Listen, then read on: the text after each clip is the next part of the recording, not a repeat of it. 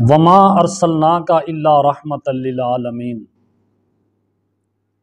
اللہ تعالیٰ نے ارشاد فرمایا، اے محبوب صلی اللہ علیہ وآلہ وسلم، ہم نے آپ کو تمام جہانوں کے لیے رحمت بنا کر بھیجا ہے۔ رحمت بن کر آئے میرے پاک نبی صلی اللہ علیہ وآلہ وسلم، پھر بھی مکے کے مشرکین، مکے کے سردار نبی علیہ الصلوۃ والسلام کو قتل کرنا چاہتے تھے۔ اتنی بڑی سازش انہوں نے کیوں کی؟ سوچنے کی بات یہ ہے کہ نبی علیہ الصلوۃ والسلام تو رحمت بن کر آئے ہیں، پھر بھی لوگ ان کے دشمن بنے۔ اصل بات یہ ہے، اللہ تعالیٰ کا قانون یہ ہے، اللہ تعالیٰ نبیوں کے بھیجتا ہے، وہ پیغام سناتے ہیں، پھر ایک رسول بھیجا جاتا ہے، اس کو قانون دیا جاتا ہے، شریعت دی جاتی ہے۔ اگر کوئی رسول کی شریعت کو جھٹلائے، پھر اس قوم پر اللہ کا عذاب آتا ہے۔ موسیٰ علیہ الصلوۃ والسلام تشریف لے کر آئے، اس کے قانون کو جنہوں نے جھٹلایا ان پر پے در پہ 5 عذاب آئے۔ فَأَرْسَلْنَا عَلَيْهِمُ الطُّوفَانَ وَالْجَرَادَ وَالْقُمَّلَ وَالضَّفَادِعَ وَالدَّمَ آيَاتٍ مُفَصَّلَاتٍ فَاسْتَكْبَرُوا وَكَانُوا قَوْمًا مُجْرِمِينَ۔ اگر بطور قوم کوئی رسول کی رسالت کو نہ مانے، منکر ہو جائے، تو ان پر اللہ کا عذاب آتا ہے۔ آخر کار وہ قوم غرق کر دی گئی۔ اسی طرح باقی رسولوں کی امتوں کے ساتھ بھی ہوتا رہا۔ جب ہمارے پیارے نبی صلی اللہ علیہ وآلہ وسلم اللہ کے رسول بن کر تشریف لائے، آپ نے لوگوں کو رسالت کا اعلان فرمایا، لوگوں کو دعوت دی، اس قانون کو قبول کرنے کے لیے اللہ اور اللہ کے رسول کی اطاعت و فرما برداری کی دعوت پیش کی۔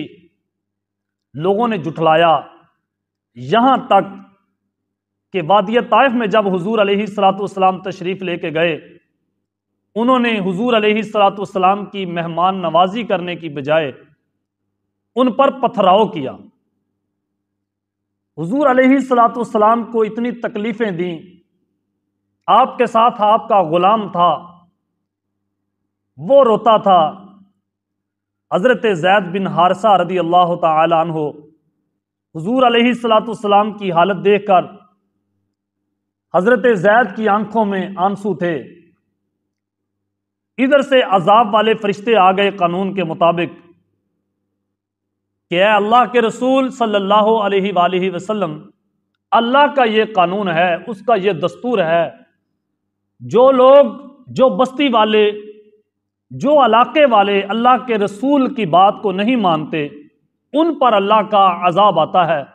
آپ حکم فرمائیں، ہم یہ وادی طائف کے رہنے والوں کو تباہ و برباد کر دیتے ہیں۔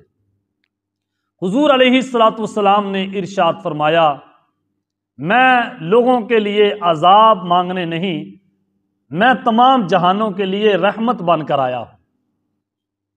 حضور علیہ الصلوۃ والسلام رحمت بن کر تشریف لائے، اسی لیے حضور علیہ الصلوۃ والسلام نے تلوار اٹھانا تو گوارا کی، لیکن اللہ کی طرف سے عذاب نہ مانگا۔ میرے محترم سامعین، میرے دوستوں، میرے بزرگوں، حضور علیہ الصلوۃ والسلام کی آمد سے قبل 2 بڑی سلطنتیں تھیں، سلطنت روم اور سلطنت فارس۔ یہ اتنے بدماش قسم کے لوگ تھے، چھوٹے چھوٹے قبیلوں کے جو سردار تھے وہ بھی بدماش قسم کے لوگ۔ آپ نے دیکھا ہوگا مصر میں ایک بہت بڑی منڈی لگتی تھی، جہاں انسانوں کی قدر نہیں، انسان بکتے تھے، عورتیں بیچی جاتی تھیں، مرد بیچے جاتے تھے، ان کو غلام اور لونڈیاں بنایا جاتا تھا، چھوٹے چھوٹے بچے بکنے کے لیے آتے تھے، اور بیچنے والے کون لوگ تھے؟ وہی قبیلوں کے سردار، ایتھوپیا جس کو حبشہ کہتے ہیں، وہاں کے غریب لوگ بیچارے، ان کو پکڑ پکڑ کر بیچا جاتا تھا۔ بدماش لوگ غریبوں کے بچوں کو بیچتے تھے، موریتانیہ کے بچے بکتے تھے، سنیگال کے بچے بکتے تھے۔ مالی کے حالات کیوں نہ کمزور ہوتے، ان بیچاروں کے غریبوں کے بچوں کو، بڑوں کو غلام بنا کے بیچ دیا جاتا۔ صومالیہ کے، جبوتی کے وہ بیچارے لوگ بکتے ہوئے کئی عرب میں آئے۔ بلال حبشی بھی ایتھوپیا کے رہنے والے تھے، وہاں سے بکتے ہوئے عرب میں آئے۔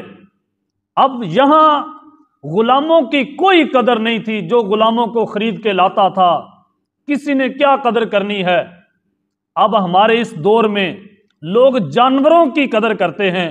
آپ تاریخ پڑھ کے دیکھیں، وہاں انسانوں کی کوئی قدر نہیں تھی۔ نہ کوئی ماں کو ماں سمجھتا تھا، نہ کوئی بہن کو بہن سمجھتا تھا۔